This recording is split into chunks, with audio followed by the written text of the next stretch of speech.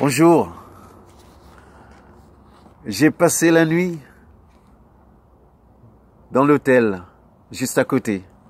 C'était bien, je me suis reposé. Et maintenant, en route, mais avant tout, la 4e partie de notre histoire.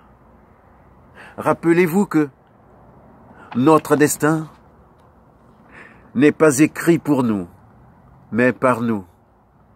Barack Obama. Alors, c'est parti. Les colonisés,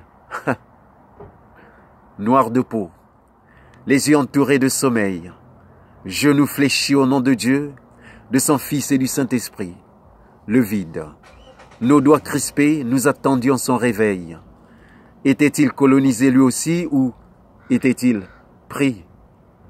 Noir de cœur, il nous faisait travailler dur, dans les mines, dans les usines, dans les champs, dans leurs maisons.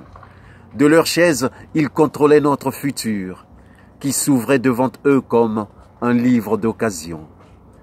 Les colonisateurs avaient placé leur siège sous des soleils ardents qui perçaient notre peau.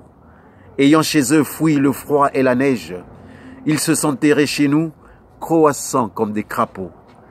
Ils contrôlaient nos rois, nos guerriers. Culottés, hein? Et voire même les enfants dans nos ventres et sur nos seins étaient par eux surveillés, énumérés, comptés comme des grains. Et nous, à genoux, fervents psalmistes, mains et doigts sur le sol, le tapotant comme un tambour, psalmodiant en vain nos prières tristes, plaintes et méditations d'amour. La vague s'était abattue, sauf qui peut, le naufrage. Ils surgissaient de partout, véritables chats tigrés, avec dans leur cœur la rage. Que leur avions-nous fait, pauvres tarés? Ils tonnaient, la sueur coulait sur leurs têtes chauves. À tort ou à raison? À tort. À tort, leurs yeux de fauve luisaient-elles des pépites d'or. Leurs fouets prêts à raser nos dos détenaient au bout un venin mortel, noir, qui nous étalait au sol et nous laissait là, paralysés, plongés dans un sommeil profond jusqu'au soir. Au réveil, vide, ignorant, pendantes nos langues. Le soleil se levait au nord ou à l'ouest. Confusion totale, oubliez nos langues. Le soleil se levait au sud et se couchait à l'est. Le continent avait été pris en otage. Un autre destin pour une autre génération. De l'Afrique en Amérique, fini l'esclavage. Le sauvage entrait à l'école de la colonisation. X, Y, Z, à l'apprentissage de l'alphabet, se familiarisant ainsi à une autre culture, un autre message. De nouveaux mots et de nouvelles lettres. A, B, C, D.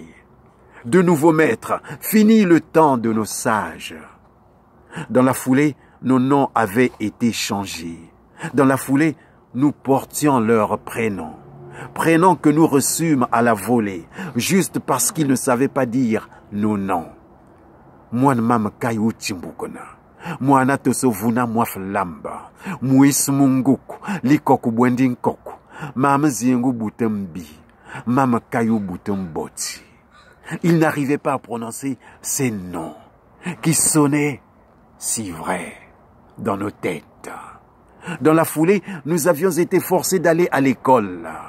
Et quand nous entendions nos noms, nous répondions « Présent !» Dans la foulée, nous étions devenus des écoliers. Très drôle, hein? Quand nous n'étions pas là, les autres à notre place répondaient « Absent !» Et le jour suivant, nous étions sévèrement punis pour avoir manqué une journée de classe. Car le temps où nous courions libres dans la forêt était fini. Nous n'étions plus les enfants de la chasse. Nous avions appris à lire leurs lettres. Nous avions appris à écrire leurs mots. Guerriers, guerre, soldats, matelots, et à compter comme de bons maîtres. Ceci n'était qu'un savoir de trop. Nous avions nos lettres et nos mots. Nous pouvions compter les gouttes de pluie dans notre langue et dans la gaieté. Mokomi bale misato mine mitano. 1, 2, 3, 4, 5. en jouant, en sautillant, en riant, en courant ça et là, libres, de vrais enfants.